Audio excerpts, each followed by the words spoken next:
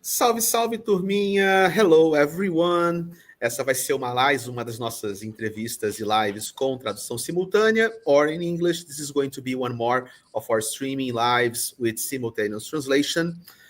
Eu tô aqui com um convidado bem bacana, o Travis, da Ambient. Ele foi um cara que eu conheci na viagem de Singapura, em um dos side events de Singapura, junto com a turma do Blockchain Rio.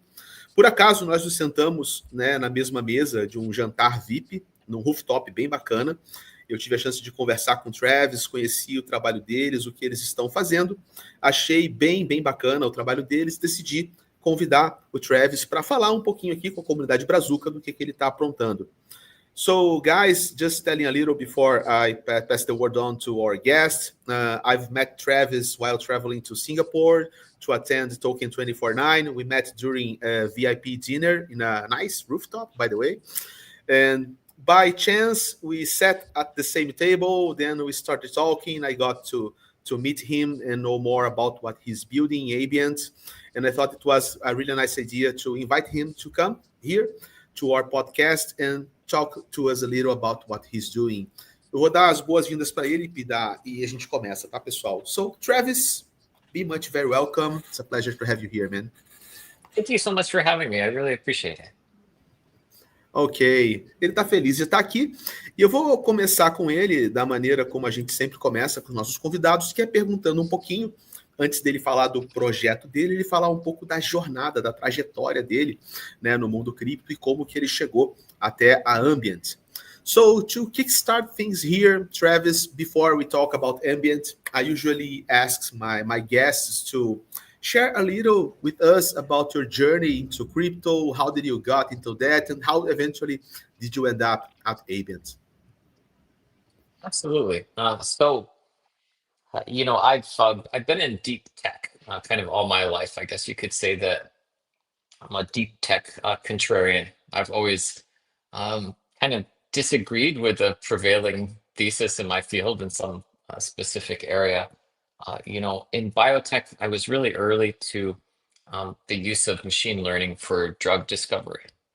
It was a very unpopular idea when I started, and by the time I was done, it was a very popular idea. That was one arc, and then prior to that, I worked on the railroad where we were optimizing the transportation plans in real time, and I implemented a system that people didn't think could be implemented, which revolved around the use of mathematical optimization for setting up the train plans very quickly. My journey to crypto began in about 2017. I talk a lot with my brother, who's you may encounter him on X occasionally. His name is Good Alexander. He's always been into crypto, and I've always had my fingers in crypto, but have not been fully into it. And at the time, he was telling me about how amazing he thought Bitcoin was. He felt that AI was really coming up, and this is of course something that I was working with in my own career, and I could see how powerful AI was. And his comment to me was that if we could put these two things together, if we could put crypto and proof of work blockchains together, it would be the most impactful thing, the most amazing invention. And so we actually brainstormed a bit, and I came up with a technical idea way back then that we were going to call machine claim. We were actually headed towards some sort of ICO. We were doing a lot of groundwork, and then I put the idea on the shelf. And this is because I felt that AI Bitcoin was a very obvious idea. Surely someone is going to do this, and also because it seemed like I was going to have to invent an entirely new technology stack. There was something called sharded machine learning, which was needed for this, and it wasn't really available at the time. So we put that on the shelf, And 7 years later, I came back to the field and I observed that no one had made what I would think of as an AI Bitcoin. And that is kind of the genesis of Ambient.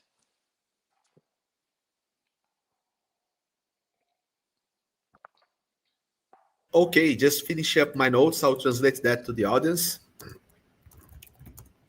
So, pessoal, né, a história do Travis, ela vem do mercado de tecnologia, mas um setor particular do mercado de tecnologia, que talvez alguns não estejam nem familiarizados com esse conceito, que é o conceito de Deep Tech, né? Deep Tech são tecnologias de impacto profundo e que normalmente vêm com uma visão de futurismo, né, uma visão de mudanças profundas na consequência da aplicação tecnológica.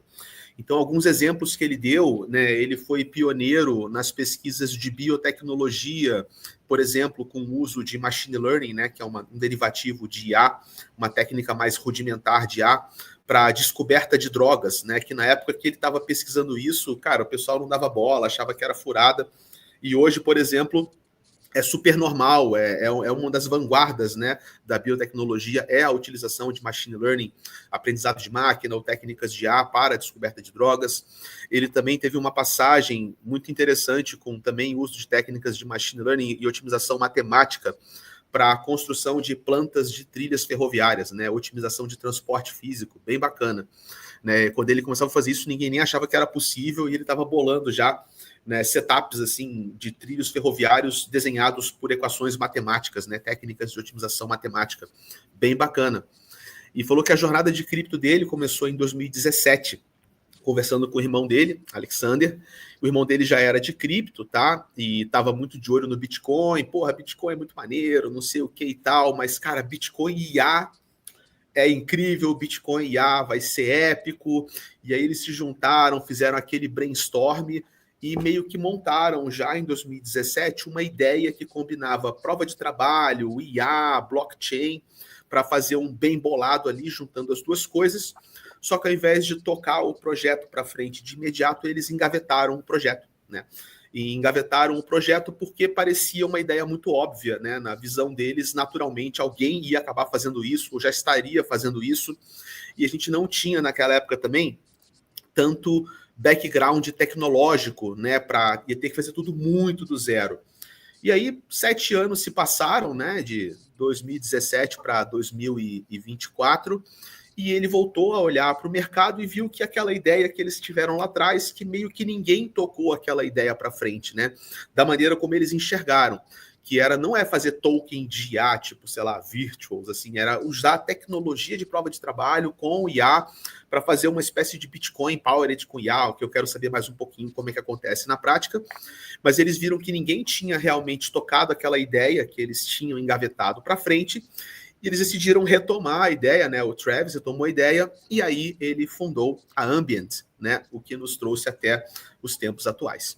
Então agora eu vou perguntar para ele um pouquinho sobre o que é a Ambient, né? Primeiro, uma explicação para leigos, e eu sei que tem vários aspectos técnicos interessantes do projeto dele que a gente pode ir explorando com calma. So, Travis, thanks for the intro. Of course. I know that there are like several really interesting technical aspects about Ambient, and I'm eager to tap a little into those aspects. But to our audience, so we don't like fry the brain of anyone here, let's go into simple terms for a introduction. What is Ambient, like, to start? Yeah, I think for that, yeah, we'll do it step by step maybe. So if that works for you, okay. So, first of all, I guess we just need to briefly talk about a proof of work versus a useful proof of work.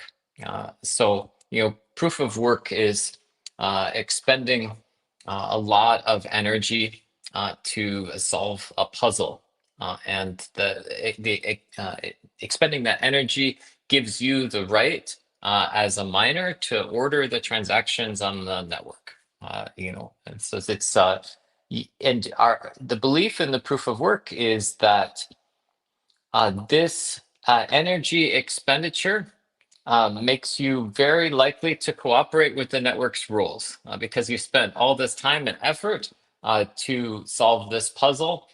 We believe that you're a good actor and that you're staked into the success of the chain. Because if you were to order things incorrectly, you would hurt the value of your own investment.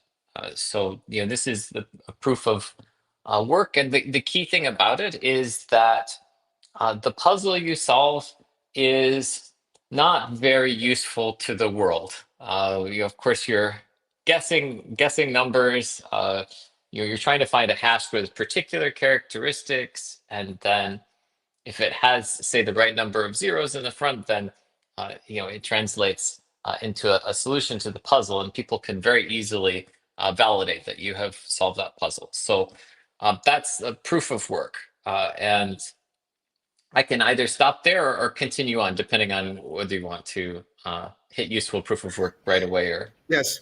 I think that this rhythm is good. Like, we get a concept on, discuss it a little, then follow up, because this is something that I've been saying since I understood Bitcoin. It's something that quite bothered me, because Bitcoin has the computational power of the top 100 supercomputers of the world, including NASA and all of that stuff.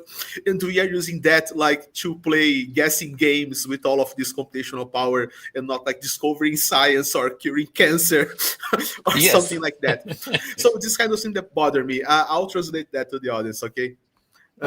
Pessoal, bem legal aqui. Eu troquei uma ideia rápida, tá, com o Travis, e ele trouxe um conceito, tá, que eu já falo sobre isso há um tempo, né, e sempre pensei dessa forma. Ele falou que existe uma diferença conceitual entre a prova de trabalho do Bitcoin e um outro conceito que ele vai elaborar na sequência, que é a prova de trabalho útil. E por que ele fala isso, né? Como é que funciona a prova de trabalho do Bitcoin? E ele deu uma noção aqui que vocês devem saber, né? São vários mineradores ao redor do mundo, todos eles com muito poder computacional, e todos eles competindo com esse poder computacional entre si para fazer o quê? Para adivinhar um bloco, e para adivinhando o bloco, ele conseguir pegar a recompensa do Bitcoin. Então são muitos computadores, todos eles competindo o tempo todo entre si. Isso quer dizer o quê? Isso quer dizer que Bitcoin tem um poder computacional absurdamente gigante. O poder computacional do Bitcoin, ele é maior que todos os top supercomputadores da Terra juntos, incluindo NASA e todas as agências malucas. Só que a gente usa esse poder computacional para quê? Para esses computadores ficarem brincando de 0 ou 1 entre si. Adivinhar um número mágico. E a gente não está usando esse poder computacional para outras finalidades úteis, além de tornar o Bitcoin seguro, claro. Mas, esse poder computacional, sei lá, cara, poderia estar sendo usado para descobrir a cura do câncer, lançar foguete em Marte. E a gente está usando ele para brincar de adivinhação, né, para fazer o jogo da mineração funcionar. Então, bem legal. Aí eu comentei com ele, né, que eu já enxergava isso de alguma forma, e sempre ficava na minha cabeça, né, tanto poder computacional para resolver um problema tão estúpido, né? Um jogo de adivinhação. Será que não tem algo além disso? Então, eu vou perguntar para ele como é que isso se traduz, então, na visão de uma prova de trabalho útil, tá? So, Travis, I translated everything. I think we can follow up. And I think the natural follow-up is, what is then useful proof of work? Perfect. So, I think you're alluding to it, we waste this tremendous amount of energy to prove that we're good actors on a network. But what if instead of just wasting that energy, we could deliver a service that everybody wants with the same computing power? And this is the core idea of a useful proof of work, which is that we find a puzzle that is generic enough, but also useful enough that people around the world would care to have it solved. So that's a core part of it, and then I can go into some details about our choice, if that works. Okay. Yes, it's a fair conclusion. A conclusão, claro, é muito natural, né? O que seria, então, a prova de trabalho útil, né, pessoal? A prova de trabalho útil é como se a gente pegasse essa máquina computacional do Bitcoin e a gente encontrasse um outro jogo para os mineradores jogarem, ou um outro quebra-cabeça, que é uma boa forma de colocar, né? O jogo da adivinhação da mineração, ele é um quebra-cabeça, ou um puzzle, como ele falou. Você tem que adivinhar o próximo hash em função do hash anterior. É um quebra-cabeça matemático, que é descoberto na base da força bruta, tentativa e erro. São chutes e chutes e chutes e chutes aleatórios. Então ele falou, e se nós encontrássemos, então, um outro jogo, um outro quebra-cabeça, mas que a resolução desse quebra-cabeça, além de servir para garantir a segurança da rede, também tivesse uma finalidade útil que interessasse a sociedade, a humanidade, as pessoas. Daí vem o conceito de prova de trabalho útil. Great, great. Let's follow up. What do we go? Where do we go from there? Yes. So, everyone has probably been watching the tremendous utilization of AI happening around the world. If you look at the graphs of the tokens generated, which refers to the words generated in this case, for large language models, the number is a straight exponential. And more infrastructure is being built. And this infrastructure is being built at the moment primarily in Asia and the US, but lots of countries around the world are trying to start major investments in this. And so my thought was, well, what if we could tap into this demand and create a proof of work that would involve running a large language model to answer people's questions. Okay. I like the way you address things. You are like very, very, clear and like it's very easy to understand where you're going. So, pessoal, o que ele falou então, né? Que o problema, ou seja, se a gente fala de achar um novo quebra-cabeça, né? O que vem para a cabeça dele é, nossa, IA, né? IA é um fenômeno global e não é só um fenômeno global no sentido de, pô, tem muita gente usando, todos nós estamos usando, mas o processamento, né, dos Large Language Models, o ChatGPT, o DeepSeek, esses caras, eles são devoradores de poder computacional. Né? A demanda da IA por processamento computacional é absurda, é uma corrida de infraestrutura sem precedentes na nossa história, né? da computação, na história contemporânea. E essa corrida hoje, liderada por Estados Unidos e China, mas tem vários países correndo atrás e várias partes independentes que também gostariam de conseguir participar de alguma forma dessa corrida. Então veio a conjuntura desses dois lados. E se nós inventássemos uma prova de trabalho cujo trabalho seja o processamento de um Large Language Model, ou seja, o processamento de pegar as perguntas que vão lá para o ChatGPT, processar os tokens dessas perguntas, que são as palavras, e gerar computacionalmente as respostas que a IA tem que dar para os usuários. Eu acho que é daí que vai nascer, né, a ideia da Ambient. So, I think we are getting very close to the born of Ambient, right? Yes, that's right. And in order to do a useful proof of work, you have to solve some very hard technical problems if you're looking at the domain of large language models. And there are a few of those, but I'm going to focus on one, which I think people will resonate with because we all have a good conceptual understanding of Bitcoin. So Bitcoin is a very elegant design. It's the proof of work is beautiful. You've got these guessing of the hashes, which is a very hard, intensive process. And then if you want to get a hash, you just plug the number in that someone has said is a correct answer, and you can check that immediately.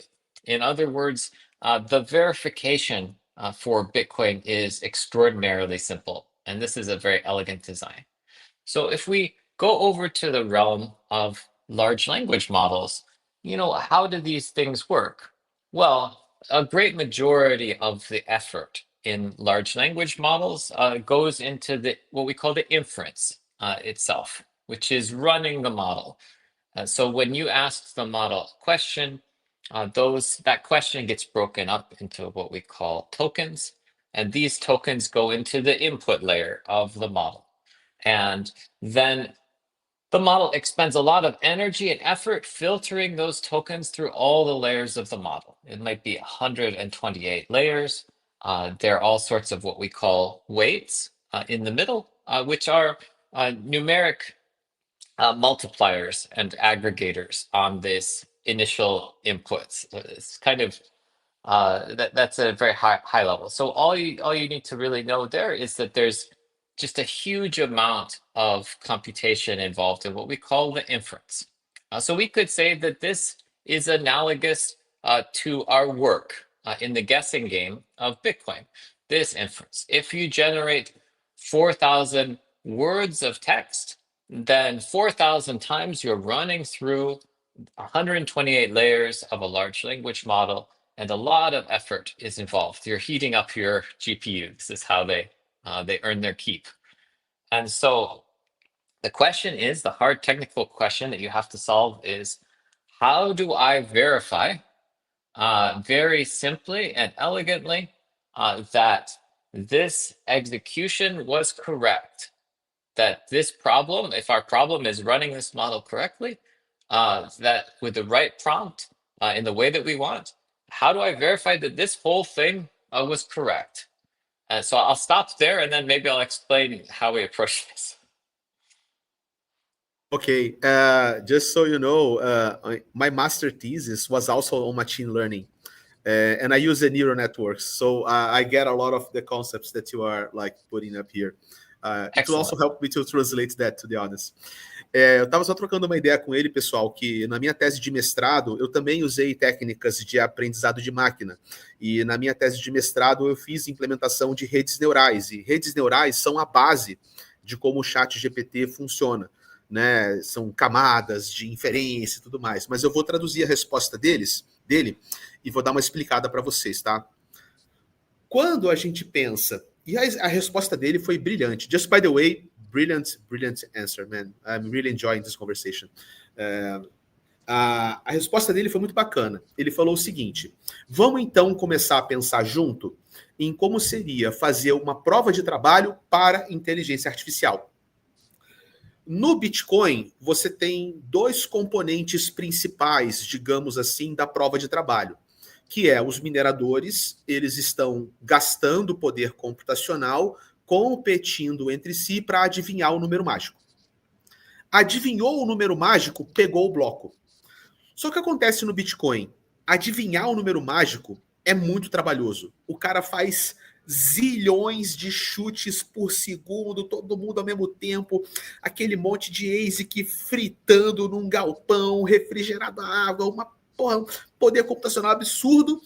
Só que uma vez que um minerador ele acha o número mágico, a verificação do número mágico é muito simples. É uma conta que você faz em milissegundos. Pô, o cara achou a resposta. Então, muito embora seja trabalhoso chegar na resposta, verificar se a resposta é válida é muito simples, é muito rápido, é muito instantâneo. E ele falou que isso é justamente o que dá a elegância do Bitcoin. Eu posso gastar muito esforço para chegar na resposta, mas eu não posso demorar para saber que a resposta é boa e conceder o direito da proposição do bloco e seguir para a próxima rodada do jogo. Agora, vamos falar de IA. Na IA, a gente tem uma parte do trabalho que é computacionalmente pesada, que é quando você vai no chat GPT e fala: chat GPT, me dê 10 coisas para fazer no Rio de Janeiro. Então ele vai pegar a sua palavra, sua frase, ele vai quebrar a sua frase em tokens, que são as palavras, e ele vai jogar esses tokens numa maquinazinha chamada uma rede neural profunda. E essa máquina é uma maluquice matemática. São cálculos e cálculos e cálculos e multiplicações de matrizes vetoriais e uma insanidade computacional que é muito análogo ao trabalho do minerador tentando descobrir um número mágico. Só que a IA não está tentando descobrir um número mágico, ela está tentando chegar numa resposta. E ela vai fritar o cérebro dela para chegar na resposta. Só que quando você chega na resposta, que é a devolutiva do chat GPT para você, aqui está uma lista de 10 coisas para fazer no Rio de Janeiro.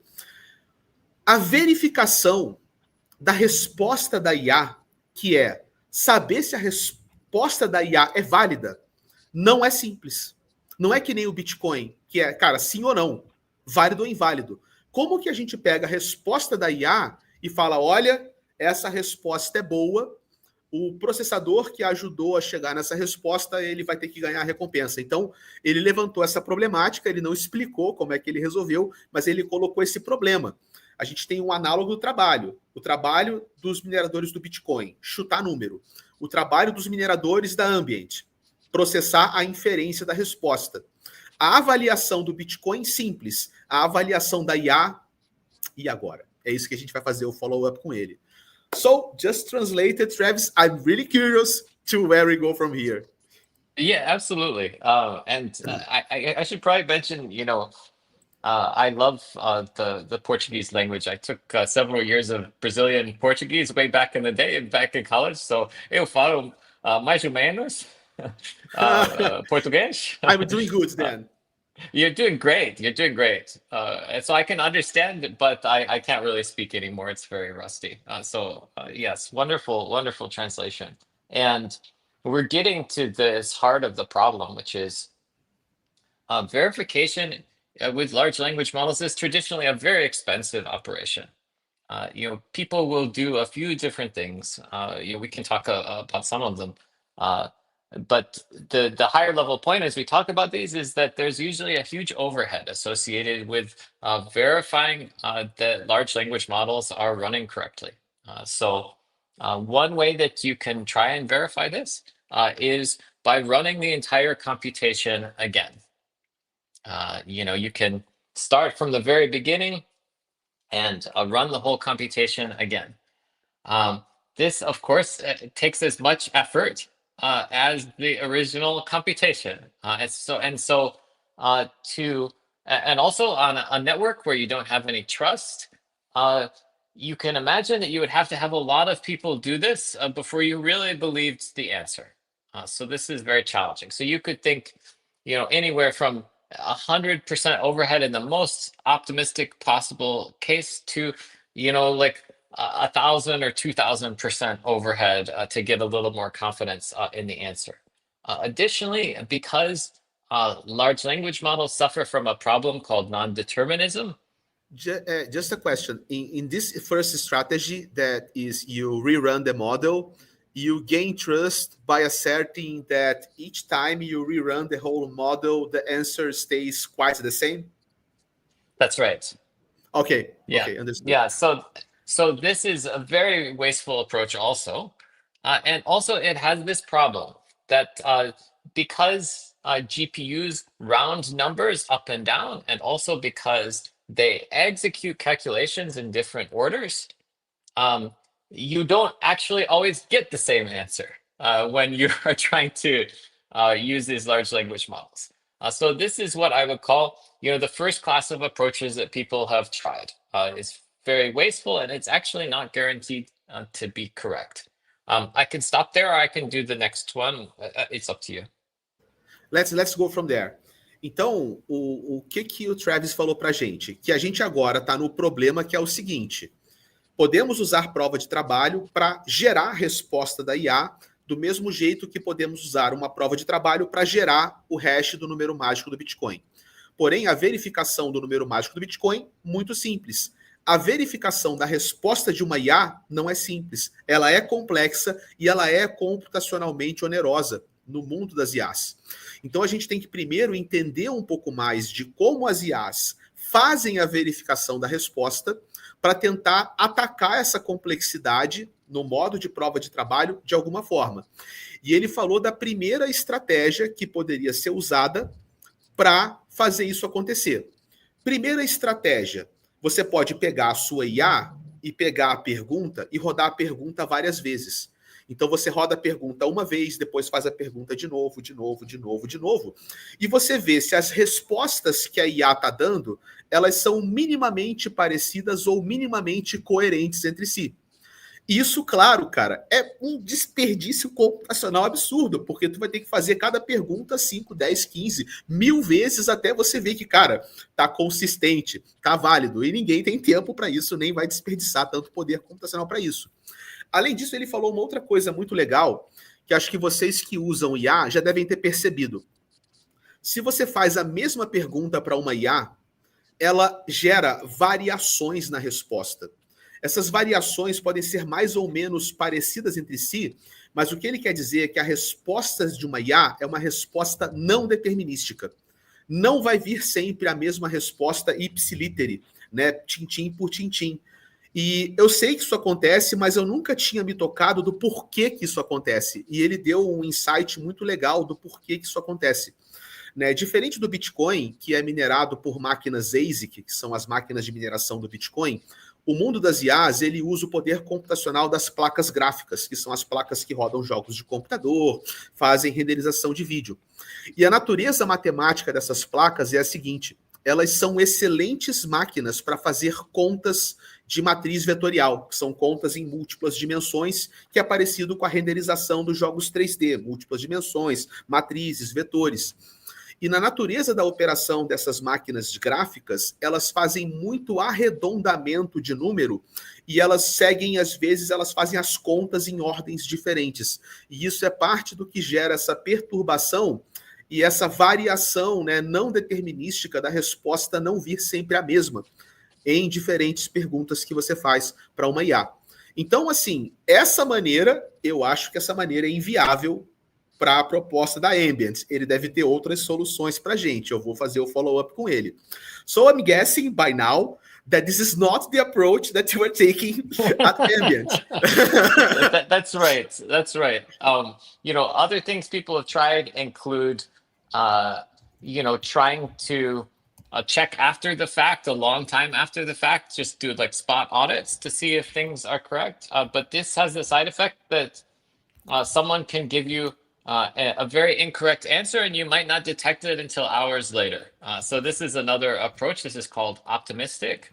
And it kind of works okay until you look at very high value transactions. And then you get what we call an asymmetric risk problem, which is if someone has a huge monetary incentive to give you a very questionable answer, and they're only going to be slashed the cost of the transaction in this approach, they're only going to lose a small amount of money for doing that, then an economically rational actor will probably give you a bad answer and you will lose a lot of money. So, if you have an agent that is betting on, the movement of some crypto or stock or making an important financial decision for you, then the optimistic approach is very bad for you. So what I'm guessing is that if you took the optimistic approach, then you would open a vector of attack for reorganizations, right? Yes, absolutely. Yes. So that's you can't have a trustless economy like this. And so, okay. What Ambient does is. Oh, let me translate that first, then we go to Ambient. Of course. Okay. Of course. Okay. Ele colocou mais uma abordagem que também não é a abordagem que ele usa, que é uma abordagem chamada de abordagem otimista. Como é que funciona a abordagem otimista? Você roda a pergunta uma vez só, você confia que a resposta é boa e você tenta, depois que você aceitou a resposta, fazer uma verificação tardia para saber se a resposta é boa. E se ela não for, você pode, sei lá, reverter, reorganizar o bloco. E ele falou que se você está lidando apenas com informação textual, que isso talvez não fosse um problema. Mas a gente está falando de uma blockchain. E uma blockchain está lidando com grana, cara, com valor financeiro. E para uma blockchain é muito importante, quando a gente fala de dinheiro e quando os valores começam a ficar altos, que você tenha finalidade instantânea. E tenha finalidade. Ou é válido ou não é válido. Porque se você tem esse tempo onde você não sabe se é válido ou inválido, está esperando uma confirmação tardia, algum ator mal intencionado pode promover uma resposta falsa para passar a solução dele, fazer um gasto daquele dinheiro, depois ele sabe que vai ser revertido, ele força uma reorganização da blockchain, desgasta o dinheiro e faz o famosíssimo ataque do gasto duplo, né? Ou um ataque de reorganização da cadeia. Eu perguntei para ele, eu falei, cara, né? Esse modelo otimista, ele seria um vetor de ataque para uma reorganização da blockchain por um ator mal intencionado. Ele falou, justamente isso, né? Então, acho que agora sim a gente vai entrar, porque, cara, eu não sei, olha, eu sou engenheiro de software também, e eu tô aqui, enquanto ele fala, eu vou explicar isso para ele, mas ele vai entender que ele entende português, né? Enquanto ele fala, eu tô tentando pensar qual foi a solução que esse homem tirou da cartola. Eu não sei, eu não sei como é que ele fez. Eu vou perguntar para ele agora. So, Travis, just before you talk to us, how did you do that? Like, I'm listening to you, and of course, I'm also a software engineer. So I am always trying to think ahead of you, to try to grasp how did you solve this problem, man? What is that rabbit that you took from the hat? And I really don't know. I have the lightest clue about how did you guys solve that problem. So let's keep following. Yeah. So, let's recall our design goals for this. So our design goal is that we have 4,000 tokens of text that we can verify very cheaply. And let's call cheap, one token of inference, perhaps one word that's generated. So it would be ideal for us if we could get high confidence about a text just by looking at one word, roughly, in terms of the cost. So what we did is two things. So first of all, we created a hash, much like in Bitcoin, of really a series of hashes associated with what are called the logits of the model outputs. So every time you run a model, there's a word that it picks, and there are a bunch of words that it doesn't pick. And these are called the logits. So they're unnormalized probabilities. So the word that it picks is the highest probability word in most instances. But then there are also a bunch of words that it doesn't pick. So in the case of a big model, there can be perhaps 127,000 words that are not picked every time that you pick a word. And so what you discover is that these words, the word that was picked and the words that were not picked, form a unique fingerprint of a model. That all the models are trained differently, and their primary thoughts at any given word and their secondary thoughts are all very different and unique. So we studied this, and we found that, for example, only if you look at this in terms of a basket of words that it's thinking about after any given word, only perhaps 5% of the words are shared between different models. So this is kind of our starting point, is the idea we can fingerprint the characteristic thoughts of a model. So I can stop there, or I can continue on, because there's like a part 2 and a part 3 to this. Yes, I'm going to try to get back to you and see if I am following you correctly. Yes. What I understood from what you just said is that, first of all, this seemed really obvious for me. If you try to verify less tokens, then you are going to spend less computational power. Okay, the concept of cheap tokens. So the way you do that is that you are kind of sampling some words from the whole basket of words, or some tokens from the whole basket. And you are, it seems to me, like focusing on the more important words or the more meaningful words. Is there any criteria for this sampling, or is it random?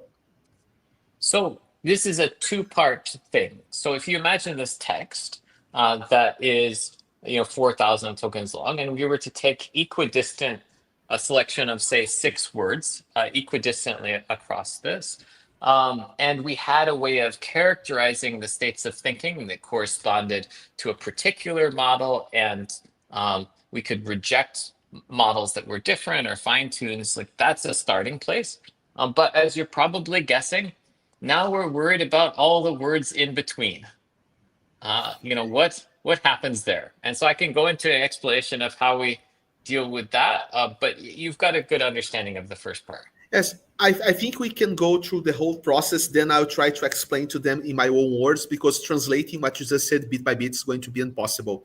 So Yes. if we try to follow up, what it seems intuitive to me is that in a sentence, I have like words that are really meaningful, like subjects, and some that are not that important, like a punctuation sometimes, or perhaps like a pronoun or an adverb. I don't know.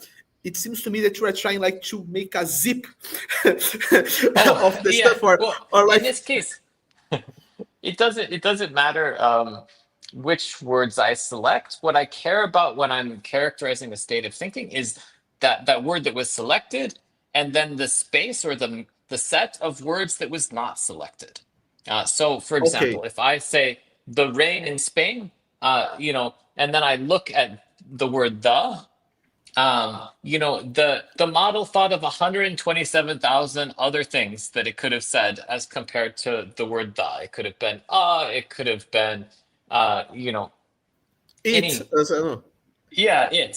It's you never quite know with these models, but that the things that they don't choose are very characteristic. And so we can select any word in the text that was generated, and we can come up with a complete state of thinking, which is this hash-based summary of the word that it chose and the words that were not chosen and the associated probabilities. And the way that we look at that is using what we call bucketized hashes with to get into technical details, sim hash and min hash, but you create these buckets to summarize large numbers of probabilities.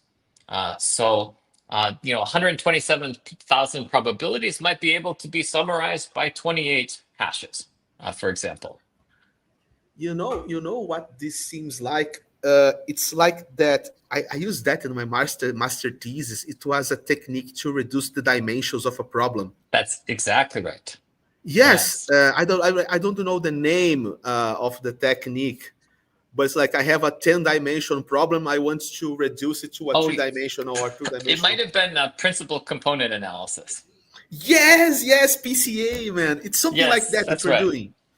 Yes, wow. It's like the hash version of that. Just a minute. Pessoal, eu vou traduzir, tá, pessoal? É que eu tô tentando entender ainda. Eu tenho que entender com ele para traduzir para vocês, e o negócio é denso, tá? Deixa eu fechar o entendimento com ele, e aí eu faço a tradução para vocês. They're including this guy said, principal component analysis. This guy is probably a data scientist as well. But so let's keep doing it. Yes. So, now we've kind of established this idea that we could look at tokens in that text. And if someone just rendered one token based on the text up to that point, they could get a sense, the next word, they could get a sense of whether at this particular spot in the text, the inference had been authentic. Because you do this sort of this PCA type analysis on the thought that was produced. But now you have this additional problem of what about all the words in between? Because if I'm an attacker, all I do is I say, I'm going to play a game. I'm going to pick, maybe I do 80% of the words with a very expensive model, and then I just cheese out the rest of it with 20% on a very cheap model. And what can you do about that? And so, in order to address this problem, we draw on a technique that's inspired by H.264 video encoding, which I will explain, very briefly at a high level. And I realize we might be running close up to your time, Casta, so I'll try to be succinct here. Let's wrap that up. So, and then I do a follow-up question so we can close. But I think you are doing an amazing explanation here.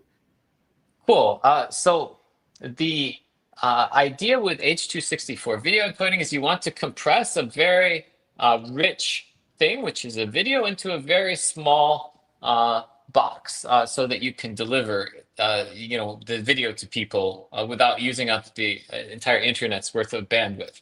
And so what they do is they rely on what are called keyframes.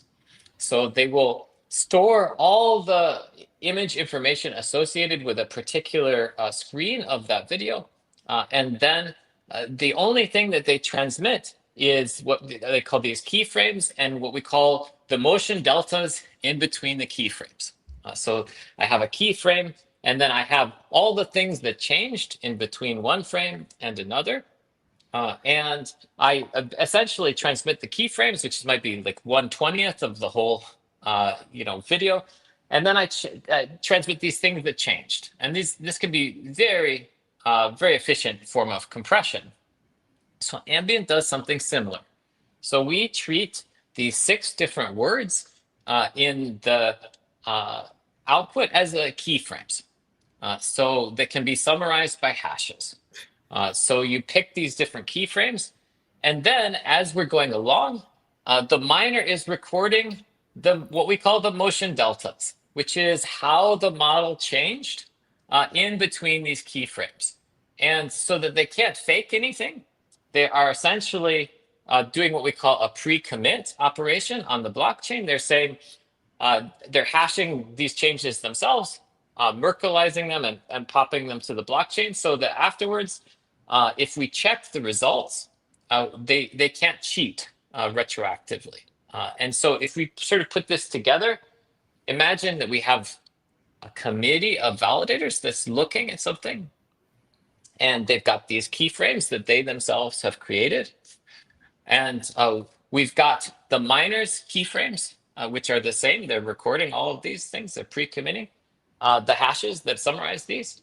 And the validators can now ask, how can I get from my keyframe to another validator's keyframe using the motion deltas that the miner has recorded, that they have pre-committed to? These state changes, how can I get from here to here?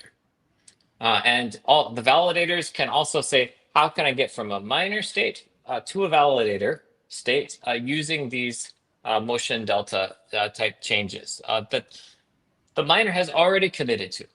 They've already hashed those and they can't forge. So I don't know if that's a clear explanation. Yes. Hopefully it helps start. Yes, this is something that a computer scientist would understand. So I would just try to make an analogous explanation for someone that is not a tech guy and translate that. So what I would say is that what you are doing is that instead of trying to validate the whole answer, you are validating the fingerprints of the production of the answer that are left up by the activity of the miners. And if these fingerprints are correct between themselves and are inter-validated, then the work of the miner is also validated. That's right. That's a good explanation, right? Yes, absolutely. Yes, I'll translate that. Gente, assim, desculpa a digressão, é porque eu sou engenheiro de software, né? Sou mestre em sistema de computação pelo IME, no Rio de Janeiro. E o Travis também é um baita de um cientista da computação. Uma coisa eu garanto para vocês é que esse cara estando por trás desse projeto, esses caras entendem muito de computação, mas entendem muito de computação. E eu não tenho como explicar para vocês todos os termos que foram usados na conversa com ele, mas eu bati com ele uma explicação simplificada de como ele está resolvendo o problema da verificação do trabalho da IA ser computacionalmente pesado. E o que eu bati com ele é o seguinte: o que esses caras estão fazendo de uma forma assim análoga que vocês possam entender? Os mineradores da Ambient, eles fazem a prova do trabalho. O que é a prova do trabalho? É pegar a pergunta que veio para a IA e gerar a resposta. Só que validar a resposta é computacionalmente impraticável para uma blockchain. Então, o que ele está fazendo é que ele está capturando, enquanto os mineradores trabalham, ele está capturando as pegadas do trabalho desses mineradores, ou pequenas partículas do trabalho desses mineradores, que são tipo pequenas amostras do que eles estão fazendo. E ele tem uma técnica matemática para fazer uma verificação cruzada entre essas pegadas que esses mineradores deixam. E se essa verificação cruzada das pegadas é válida, aí é uma consequência da análise matemática dele, o trabalho do minerador é válido. Então ele não precisa validar a resposta inteira. Ele faz uma espécie de verificação amostral do trabalho contínuo dos mineradores dele enquanto eles estão gerando as respostas para IA. E essa é uma solução extremamente elegante. Assim, this is also very elegant. Like, this is elegant stuff, man. For someone who understands computers, this is really elegant. So, congratulations for like that idea. It took me a while to understand, but I think we wrapped up that really good here. So, just to talk about the final question with the guys. Gente, assim, eu acho que foi muito legal essa conversa para a gente entender o que eles estão fazendo. Eu vou perguntar para ele, quem quiser chegar perto, quiser entender mais. Então aqui o Star Walker, ele ficou super interessado, ele quer chegar junto. Eu vou perguntar pro Travis, né, como é que vocês podem se aproximar do projeto, entrar em contato, se tem Discord, e também pedir para ele deixar para vocês algumas considerações finais, e depois, quem quiser chegar mais perto, a gente vai lá no Discord, faz uma call com eles e entra mais no universo nerd da computação. So, Travis, for a wrap-up, people, there are like listeners to the live stream that are really like interested on Ambient, they are trying to get closer to you, so I would like to ask you, do you have like a Discord, Twitter, website, community, how people can get in touch, and also let you some space for your like final remarks so we can wrap up this interview? Absolutely. So ambient_XYZ on X, on there we have a link to our Discord. And then I am Iridium Eagle on X. We have ambient.xyz is our website. This shows our light paper. And Ambient's testnet is coming relatively soon. So we hope to be able to soon to give people the ability to tangibly play with our network and hopefully build things on it. Our belief is that right now we're in kind of a wild west of large language models where often the users are getting cheated. People, they get a very smart model maybe for the first 2 weeks after release, and then these big providers kind of pull the plug. The model becomes very stupid, or they pull the plug when they get their servers get overloaded. And this is a real problem if you're doing real world tasks based on these models, because if your model suddenly becomes stupider when it's advising you about business decisions or coding, it's a huge issue. Similarly, in Web3, if you have agents that are making decisions on your behalf, you don't want to get rugged. And the supply chain attack, which is replacing a model or compromising the model's decision-making capabilities, is the easiest way to attack AI on the blockchain. And so we think that Ambient provides a very valuable service to both Web 2 and Web 3. And usage on both of these, Web 2 and Web 3, helps to make our network very deflationary. We could talk later, maybe some other time, about the economics of it. So I would say, yes, please, all questions welcome, all engagement welcome. Really appreciate the conversation. You've got our info.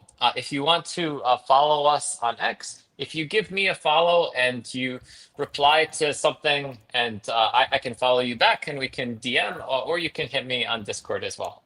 But thank you so much. It was really a pleasant conversation. Like, I really enjoyed this interview. Let me translate to the guys. Então, pessoal, o que ele falou é o seguinte, né? Para quem quiser se aproximar, ambient.xyz. Lá você tem o link para entrar no Discord, você pode alcançar ele no Discord, também pode ler o white paper que tem lá. What's your X account? Mine is Iridium Eagle. Can you write that for me on the private chat so I can follow up to the guys? Sure. Eu vou colocar os links para vocês, tá, pessoal? Então, https://ambient.xyz. E para quem quiser seguir ou entrar em contato com ele no Twitter, o arroba dele é @iridiumeagle. Tá? Podem chamar ele no Twitter ou chamar ele no Discord. Ele falou o seguinte, que para quem está bem curioso com o projeto, a testnet já vai chegar, então acompanha pelo Discord, acompanha pelo Twitter, que vai ter testnet, as pessoas querem testar o modelo, querem construir em cima, vão poder participar. E ele falou uma coisa muito legal, que hoje, no mundo da IA, a gente está numa espécie de faroeste. Porque é assim, né? Tipo, sei lá, essas empresas aí, Big Techs, elas lançam um modelo, aí o modelo é inteligente pra caraca, super poderoso, aí daqui a pouco eles vão e deixam um modelo burro pra caceta, ou porque eles querem fazer você pagar um plano maior, ou porque eles estão sobrecarregados e querem economizar poder computacional. Então você não tem muita certeza de o quanto de inteligência você realmente tem acesso ou o quanto que você não é trapaceado na utilização desses modelos de IA que são fechados. E que em Web3 isso fica ainda mais perigoso, porque imagina que você usa um modelo de IA fechado e faz o seu trader personalizado e aquele agente está operando por você, aí daqui a pouco tem uma parcela gigante da internet usando aquele agente lá para fazer trading, aí a Big Tech vai lá e faz o agente ficar burro e dá um rug pull em todo mundo em cima do agente que eles emburreceram de propósito para pegar a grana das pessoas. Então, né, quando a gente fala especialmente, eu entendo o ponto dele, de juntar as finanças, DeFi, operação financeira de blockchain descentralizada e agentes de IA, o modelo de Large Language Model que está embaixo, ele não pode ser uma caixa preta, senão ele vira um vetor de ataque para todo esse sistema financeiro automatizado que a gente está querendo confiar em cima. E aí entra a Ambient como uma proposta de um Large Language Model que é descentralizado, que ele não tem lá, o Travis não tem um botãozinho mágico para fazer a IA ficar burra do dia para a noite, né? Vão ser os mineradores da Ambient que vão estar fazendo esse modelo rodar. Então, esse modelo se torna um modelo mais justo, mais descentralizado, mais democrático para todos usarem com o mesmo nível de inteligência, sem essas preferências e esses macetinhos das Big Techs, tá? So, Travis, thank you a lot for your time. Whenever we close up, I have like my final, I have, how to say, like these catchphrases. I have a catchphrase whenever I end my streams, which is bons ventos in Portuguese, would be like good winds. So, man, good winds for you and for the audience. Galera, bons ventos. Thank you so much, Casta.